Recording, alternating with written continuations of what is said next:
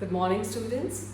In the last session, we had started with what is electrochemical series, and we had also started with the applications of electrochemical series. In the applications of electrochemical series, we have done the first application, that is identifying the cathode and anode in the voltaic cell.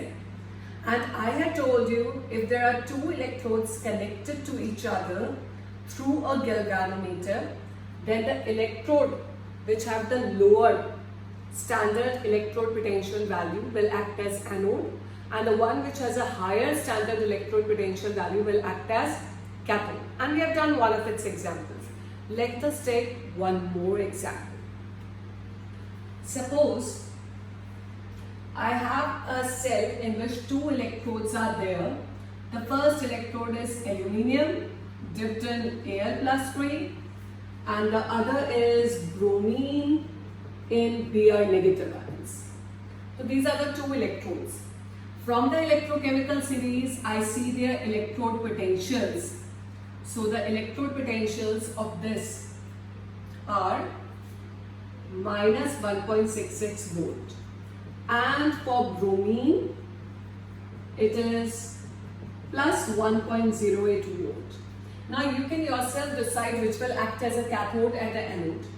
The one which has a higher value will act as a cathode. So this will act as a cathode. And the one which has a lower value will act as a anode. So this is an anode. Now first of all, we are writing the reaction at anode and cathode. We know that at anode oxidation takes place. So Al will change into Al+3 plus 3 electrons. So it is oxidation. We know that at cathode reduction will take place. So at cathode the reaction is Br2 plus 2 electrons will give you 2 Br negative. That is reduction which is taking place. And I can add the two reactions to get the overall reaction. But before I am adding, remember it has got 2 electrons, it has 3. I have to equalize the number of electrons. So to equalize, I multiply it by 2 and I multiply it by 3. So the equation is 2Al plus 3Br2 will give 2Al plus 3 plus 6 Br negative. 6 electrons will get cancelled. So this is the overall reaction. Now let us calculate what is E0 cell. You know that E0 cell is equal to E0 cathode. I am just calculating it here. E0 cell is equal to E0 cathode minus E0 anode. And we have already decided which is our cathode and which is our anode. Cathode is bromine. So I write here plus 1.08 volt minus 1.66. So it comes out to be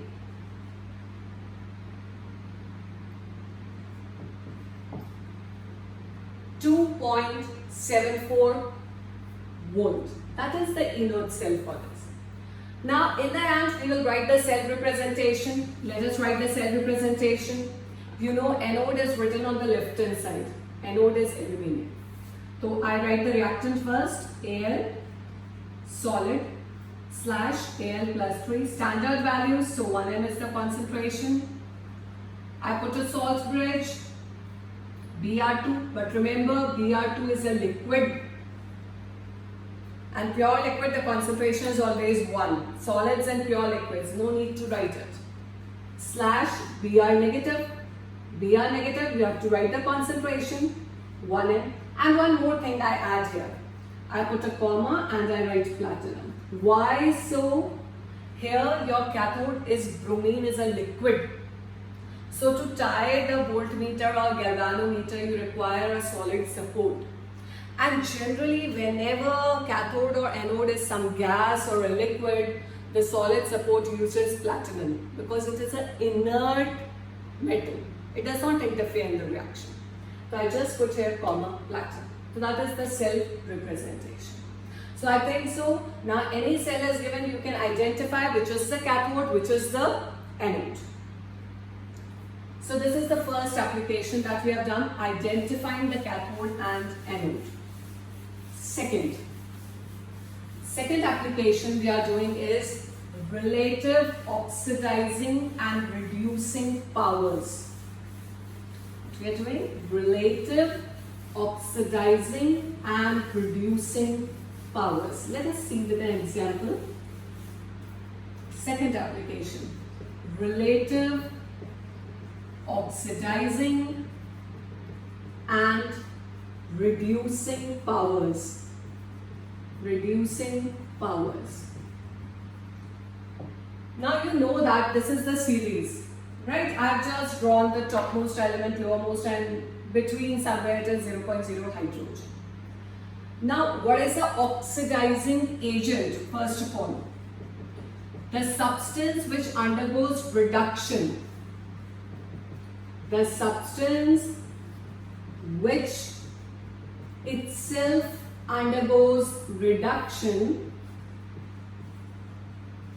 is the oxidizing agent. It is the oxidizing agent. Now here, the strongest oxidizing agent is fluorine. We can just say, higher the standard electrode potential values, more will be the oxidizing power. Again, I am repeating, higher the value, more will be the oxidizing power. You have to remember it. So if I compare fluorine and hydrogen, the higher value is for fluorine. The fluorine is a stronger oxidizing agent. So what is the rule for oxidizing agent? Higher the value of standard electrode potential, this is the symbol, stronger will be the oxidizing power. Oxidizing power. Right? So I can see that the values go on decreasing down the series. So when the values go on decreasing, the oxidizing power also decreases. Oxidizing power decreases down the series because the values also decrease down the series. Same way, when I have come with your reducing agent, what is a reducing agent? The substance which itself undergoes,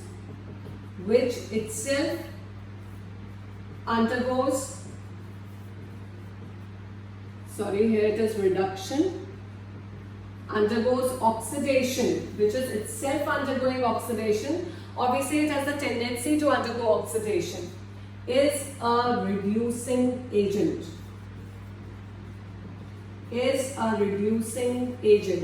And just the opposite, lower the value of standard electrode potential, stronger will be the reducing power. Lower the value of standard electrode potential, stronger is the reducing power.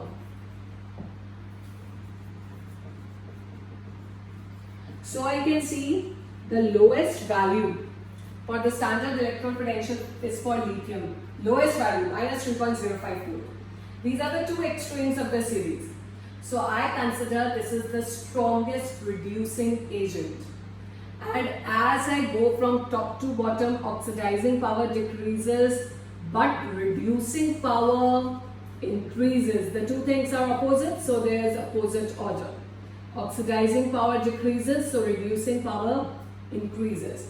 So if you are asked a question which is the strongest oxidizing agent, it is fluorine. And which is the strongest reducing agent, it is lithium. Now I'm just taking up one example to just see the relative oxidizing and reducing power. Let us take one example. I consider there are 4 elements A, B, C and D. And their standard electrode potential values are as follows. I am giving their standard electrode potential values.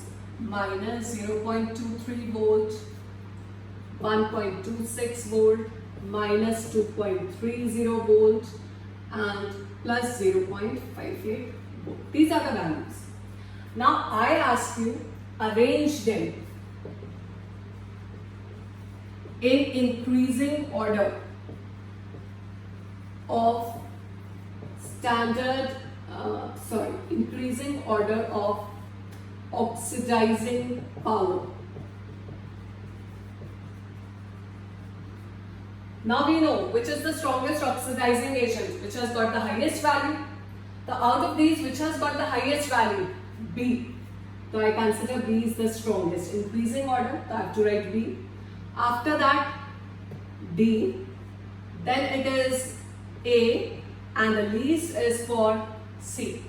This is the increasing order of oxidizing power.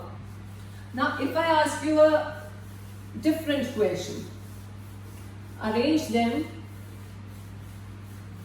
The elements are same. I am telling you to arrange them in increasing tendency to undergo oxidation. I am not asking oxidizing agent. I am asking you to arrange them in the increasing order of the tendency to undergo oxidation. Now you know that the substance that undergoes oxidation is a reducing agent.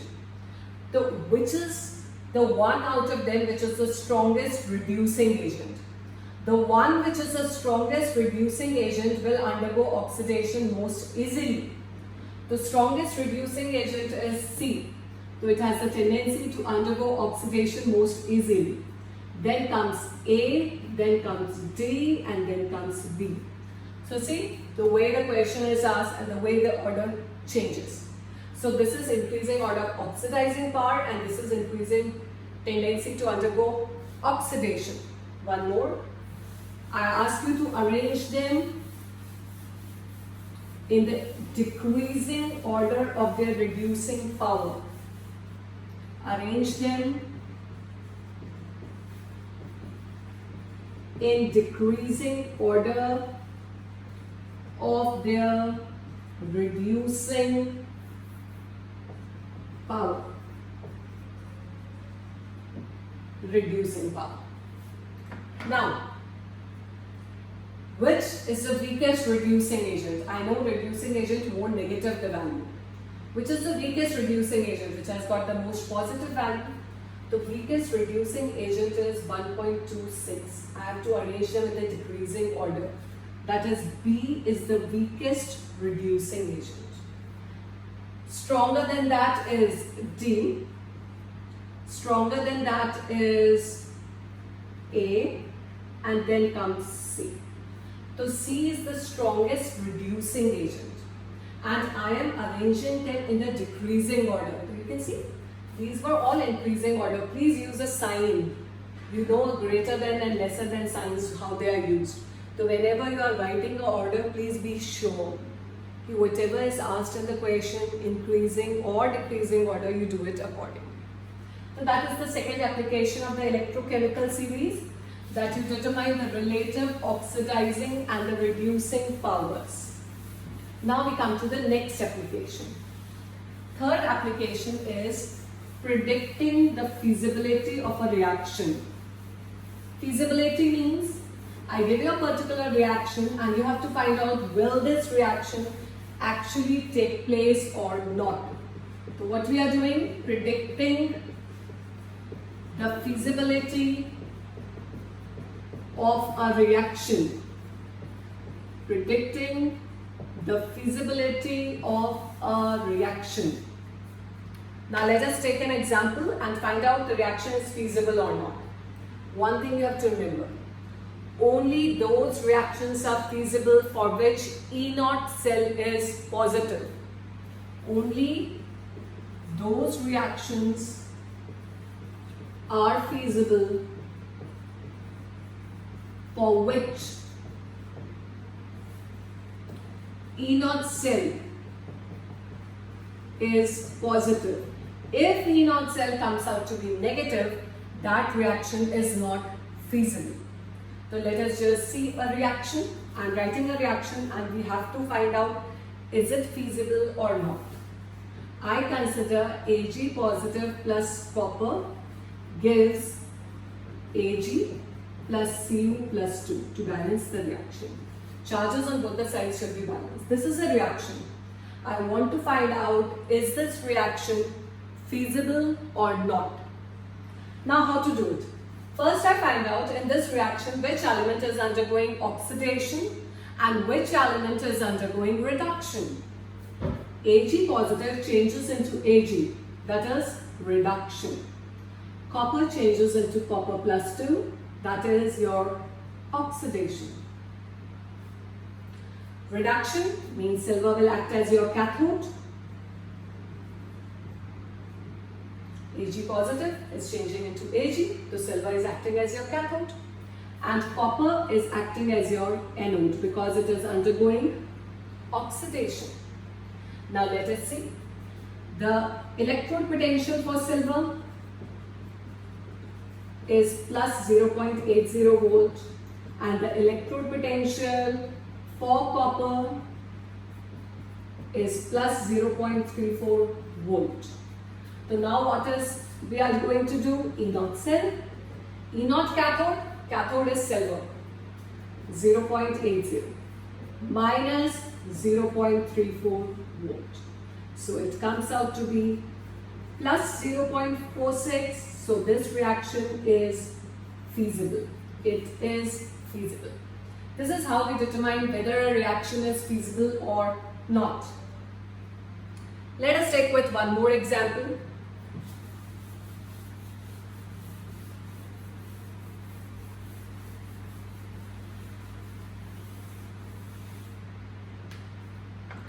Let us take this example.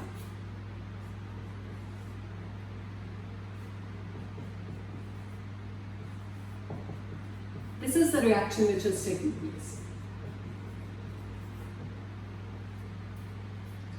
Now again, I have to find out, is this reaction feasible or not? Now in this reaction, can you see iron is undergoing oxidation? Fe to Fe plus 2, increase in oxidation number is oxidation, 0 to plus 2. So it will be acting as your anode. Mg plus 2 will change into Mg, this is undergoing reduction, so it will act as your cathode. Let me write the values. E naught for iron, minus 0.44 volt. E naught for magnesium, it is minus 2.36 volt. Now I know that E naught cell is equal to E naught cathode minus E naught anode. Which is your cathode? Mg. I substitute the value. Minus 0.44 volt. Now can you see what is the answer coming out to be? It is coming out to be minus 1.92 volt. Negative. Negative means it is not feasible. It is not feasible. So this is how we predict the feasibility of a reaction. All those reactions for which E naught cell is positive are feasible, and for which it is negative, it is not feasible. One more thing we do it. Last, predicting the doing the applications. Next is displacement of hydrogen from dilute acids. Displacement of hydrogen from dilute acids. Now, for this you have to remember the rule. All those elements which have the standard electrode potential lower than hydrogen can displace hydrogen from the weak acids, from the dilute acids, sorry. Again I'm repeating, all those elements or species which have a negative electrode potential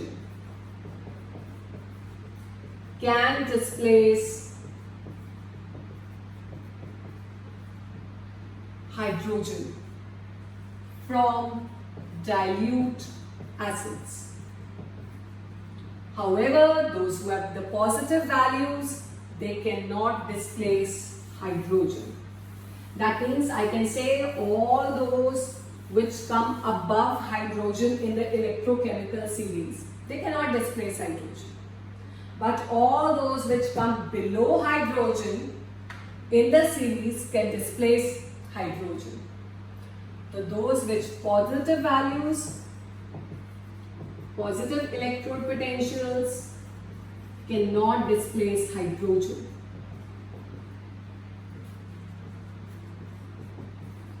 And this will become clear to us by knowing the feasibility of the reaction also.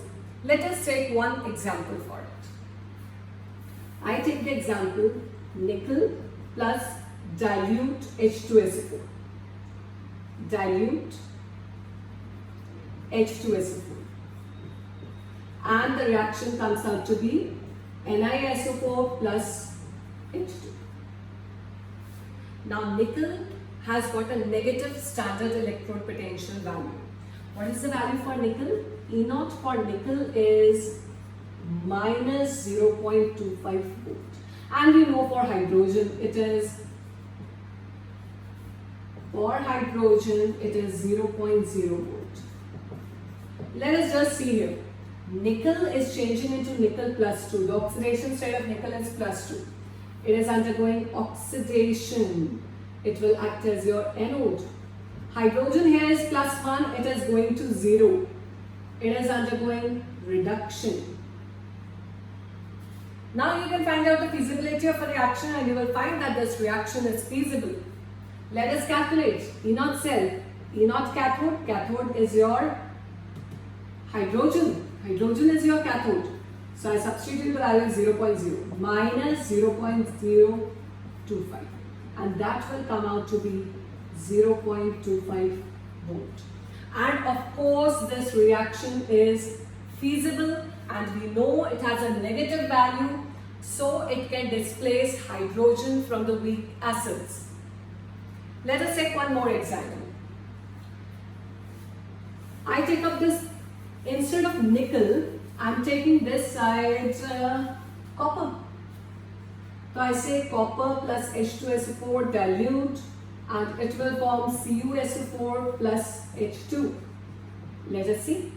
Copper is undergoing oxidation. Obviously we are saying that copper is displacing hydrogen. It is undergoing oxidation. Why? 0 to plus 2. That is the change in oxidation number. Hydrogen plus 1 to 0. So hydrogen is undergoing reduction. Right? You can just see hydrogen is undergoing reduction. So it will act as a cathode. Let me see the values. Copper, Cu plus 2, Cu plus 0.34 volt. Hydrogen is same. So I calculate the E naught cell and E naught cell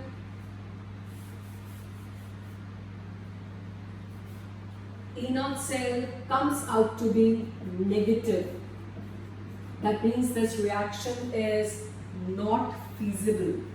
Or you can just see copper cannot displace hydrogen from the weak acid. And this is what we were doing. Copper has a positive value, so it cannot displace hydrogen. So all those elements which have a negative value of standard electrode potential can displace hydrogen. But those have a positive value cannot. So this we finish with the applications of your electrochemical series. Thank you.